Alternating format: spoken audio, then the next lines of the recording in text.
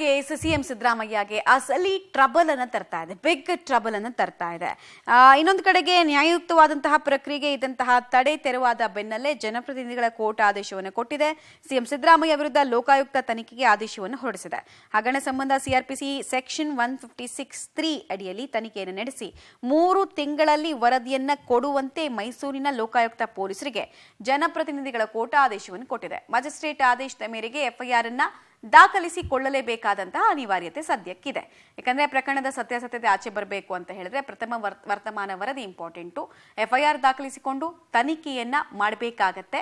Section 156(3) ಅಡಿಯಲ್ಲಿ 90 ದಿನದಲ್ಲಿ 3 ತಿಂಗಳ ಪೀರಿಯಡ್ ಅನ್ನ, ಟೈಮ್ ಲೈನ್ ಅನ್ನ ತನಿಖಾಧಿಕಾರಿಗಳಿಗೆ ಕೋರ್ಟ್ ಕೊಟ್ಟಿದೆ. ತನಿಖಾ ವರದಿಯನ್ನ ಸಲ್ಲಿಸಬೇಕು 90 ದಿನಗಳ ಒಳಗೆ ಅಂತ ಸೂಚನೆಯನ್ನು ಕೊಟ್ಟಿದೆ.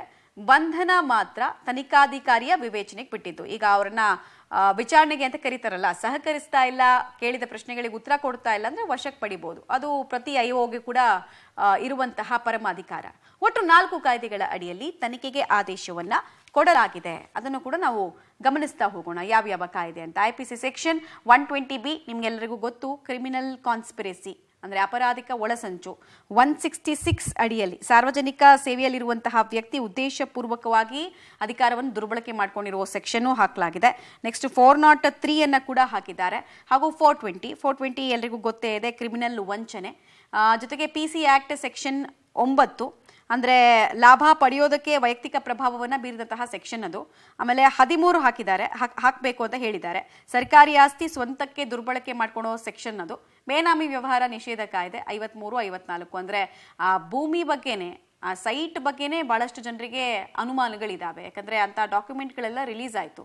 ಭೂ ಕಬಳಿಕೆ ನಿಗ್ರಹ ಕಾಯ್ದೆ ಅಡಿಯಲ್ಲೂ ಕೂಡ ತನಿಖೆಯನ್ನ ಮಾಡ್ತಾರೆ. ಅಂದ್ರೆ ಲಾಭ ಪಡೆಯೋದಕ್ಕೆ ಅಂತಾನೆ ಡಿನೋಟಿಫಿಕೇಶನ್ ಅನ್ನ ಮಾಡಿದ್ರು, ನಂತರ ಇಲ್ಲದ ಜಮೀನಿಗೆ ಪರಿಹಾರದ ರೂಪದಲ್ಲಿ ಕೋಟಿ ಬೆಲೆ ಬಾಳುವಂತಹ ಸೈಟ್ ಅನ್ನ ಪಡೆದುಕೊಂಡ್ರು ಅನ್ನೋದು ಪ್ರಮುಖ ಆರೋಪ. ಯಾರ ವಿರುದ್ಧ ತನಿಖೆ ಮಾಡಬೇಕು ಹಾಗಾದ್ರೆ ಈ ಪ್ರಕರಣದಲ್ಲಿ?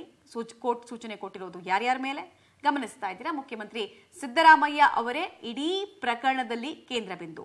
ಪಾರ್ವತಿ ಇವರು ಸಿದ್ದರಾಮಯ್ಯ ಅವರ ಪತ್ನಿ. ಪರಿಹಾರದ ರೂಪದಲ್ಲಿ 14 ಸೈಟ್ಗಳನ್ನ ಮೂಡಾದಿಂದ ಪಡೆದುಕೊಂಡಂತಹ ಪಾರ್ವತಿಯವರು ಪರಿಹಾರದ ರೂಪ ಪಡೆದುಕೊಂಡಂತಹ ರೀತಿ ಬಗ್ಗೆ ಈಗ ಅನುಮಾನಗಳು ಎದ್ದಿದೆ. ಹೀಗಾಗಿ ಅವರು ಕೂಡ ತನಿಖೆಗೆ ಒಳಪಡ್ತಾರೆ.